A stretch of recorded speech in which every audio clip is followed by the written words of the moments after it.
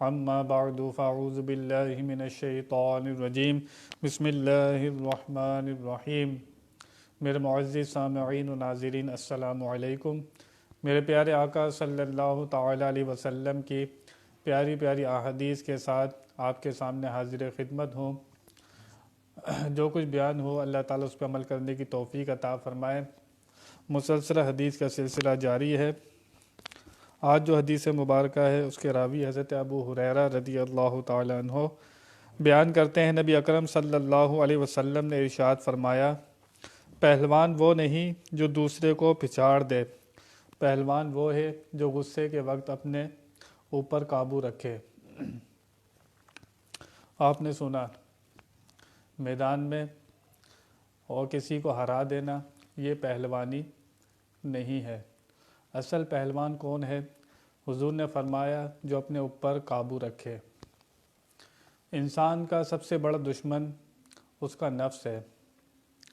جو شخص اپنے نفس سے جنگ جیتتا ہے اصل میں وہ میدان جیت لیتا ہے، اور اصل جنگ انسان کی اپنے نفس سے ہے، اپنی خواہش سے ہے۔ شیطان سے بھی انسان کی جنگ بعد میں ہے، لیکن سب سے پہلے جنگ انسان کی اپنے ساتھ ہی ہے، اس کا نفس۔ وما ابرئ نفسی ان النفس لامارۃ بالسوء۔ یہ جو انسان کا نفس ہے یہ تو ہمیشہ کرنے کی ہی دعوت دیتا ہے، یہ کبھی اچھائی کی دعوت نہیں دیتا۔ تو حضور نے فرمایا پہلوان وہ نہیں جو کسی کو پچھاڑ دے، پہلوان وہ ہے جو اپنے نفس پر قابو رکھے، اپنے غصے پر قابو رکھے۔ اصل پہلوان وہ ہوتا ہے۔ اور شیطان کا نمبر بھی بعد میں آتا ہے۔ سب سے پہلے انسان اپنی خواہش کو دیکھے کہ دن بھر وہ اپنی کتنی خواہشوں کا غلام بن رہا ہے اور کتنی خواہشوں کو وہ پورا کرتا رہتا ہے۔ قرآن میں اللہ فرماتا ہے ارأیت من اتخذ الہہ ہواہ، کیا تم نے اس شخص کو دیکھا ہے جس نے اپنی خواہش کو الہ بنایا ہوا ہے، یعنی کہ اپنی خواہش کو کی بندہ عبادت کرتا ہے۔ قرآن میں اس کا ذکر موجود ہے کہ انسان اپنی ہی خواہش کی عبادت کرتا ہے۔ نماز میں کھڑا ہے، کیا پڑھ رہا ہے کچھ پتہ نہیں، دھیان کدھر ہے؟ دھیان مال میں ہی ہے۔ عبادت تو اللہ کی کر رہا ہے، لیکن جو اس کی خواہشیں ہیں دماغ میں وہی چل رہی ہیں۔ تیرے ہی سجدے تجھے کہیں کافر نہ کر دے، جھکتا کہیں اور ہے تو ہوتا کہیں اور ہے۔ تو انسان کا نفس جب تک انسان اس کو قابو نہیں کرتا وہ دنیا کی کوئی چیز قابو نہیں کر سکتا، نہ وہ دنیا میں ترقی کر سکتا ہے۔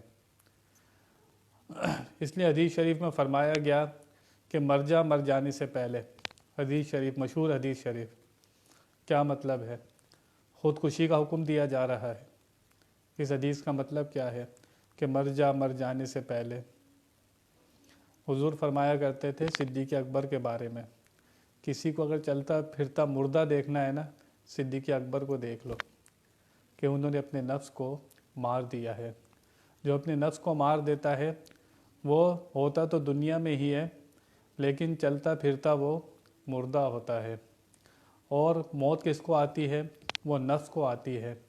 جو اللہ کے پیارے ہوتے ہیں، اللہ والے ہوتے ہیں، وہ کیا کرتے ہیں؟ اس نفس کو مار دیتے ہیں۔ حدیث کا مطلب بھی یہی ہے کہ مر جانے سے پہلے۔ اور جب تو مر جائے گا مر جانے سے پہلے تو موت بھی تجھے ختم نہیں کر سکے گی، کیونکہ موت نفس کو آتی ہے تو پہلے ہی نفس کو مار چکا ہوگا۔ تو اس لیے ابھی اختیاری موت جو ہے اس کو اختیار کر لے، یہ تیرے ہاتھ میں ہے اختیاری موت۔ وہ موت تو آنی ہے، وہ تو اٹل ہے، لیکن وہ موت آئے گی تو بالکل تو ختم ہو جائے گا۔ لیکن اگر تو دنیا میں اپنے آپ کو قابو کرے گا، اپنے غصے کو قابو کرے گا، اپنی نفس کی چالوں کو سمجھے گا، نفس کی کتنی چالیں ہیں۔ شیطان تو انسان کو پہلے تو انسان اپنے نفس کے دھوکے میں ہی رہتا ہے، اس سے باہر نہیں آتا۔ جو اپنے نفس پر قابو کر لیتا ہے پھر شیطان اس سے لڑنے آتا ہے۔ ورنہ شیطان کو کیا ہے؟ شیطان کو تو پہلے ہی پتہ ہے کہ تو اپنے نفس کا غلام بنا ہوا ہے، مجھے اس پر محنت کرنے کی کوئی ضرورت نہیں ہے۔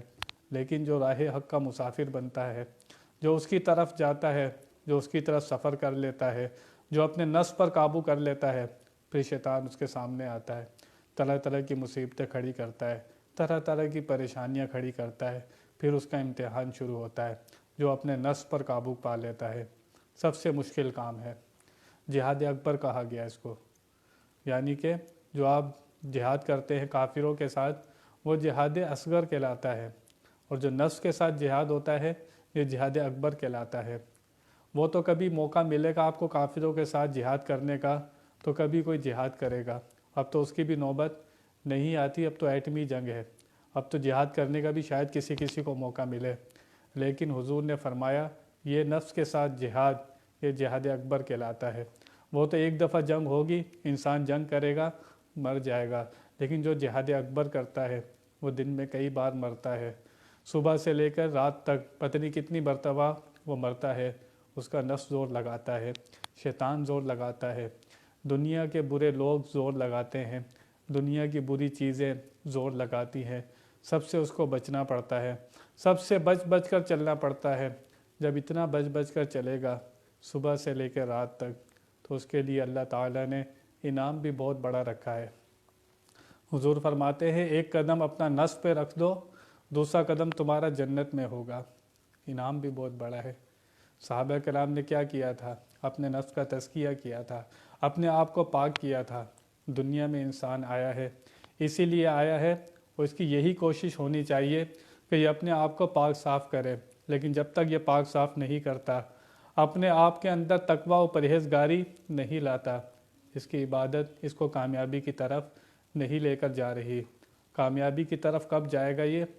قرآن میں اللہ فرماتا ہے ان الصلاۃ تنہی عن الفحشاء والمنکر، بے شک نماز بے حیائی اور برے کاموں سے بچاتی ہے۔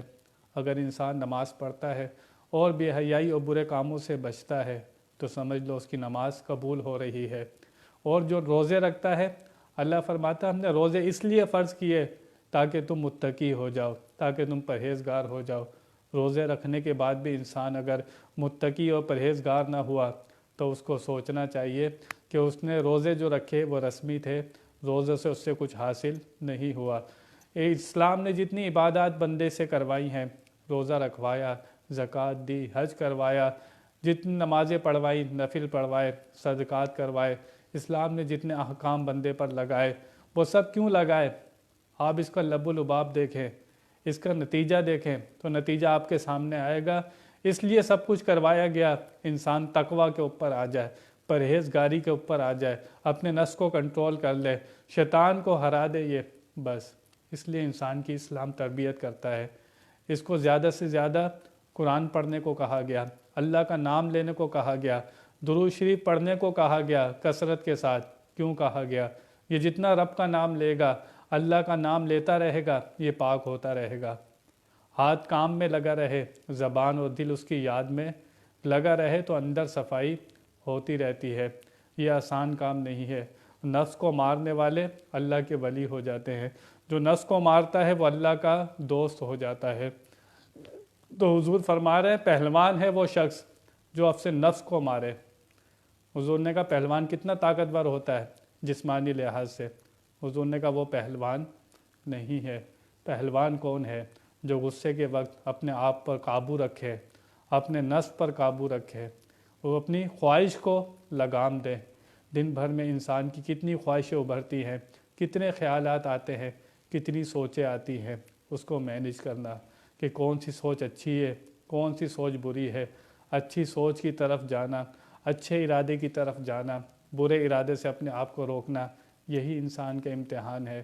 اور یہ دنیا میں صرف امتحان یہی ہو رہا ہے انسان کا کہ وہ نیکی کی طرف جاتا ہے یا برائی کی طرف جاتا ہے۔ بس انسان مخلوق کے اور رب کے درمیان کھڑا ہوا ہے۔ یہ مخلوق کی طرف منہ کرتا ہے تو پھر رب کو پیٹھ ہوتی ہے، یہ رب کی طرف منہ کرتا ہے، مخلوق اس کے قدموں میں ہوتی ہے۔ تو یہ انسان کو فیصلہ کرنا ہے کہ اس کو دنیا میں آ گیا ہے تو اب کیا کرنا ہے، اسے اپنے آپ کو صاف ستھرا کر کے اس کی بارگاہ میں مقبول کرنا ہے اپنے آپ کو، یا نفس کی غلامی کر کے دنیا کا کتا بننا ہے۔ جو نفس کی غلامی کرتا ہے وہ ہر بندے کی غلامی کرتا ہے۔ جو اپنی نفس کی غلامی سے نکل جاتا ہے اللہ تعالیٰ اس کو بادشاہ بناتا ہے، لوگ اس کی غلامی کرتے ہیں۔ کیوں؟ جو اللہ رسول کی فرما برداری کرے لوگ اس کی فرما برداری کرتے ہیں۔ تو اپنے آپ کو، غصے کو قابو کیجئے، اپنے نفس کو قابو کیجئے، آپ سب سے بڑے پہلوان کہلائیں گے۔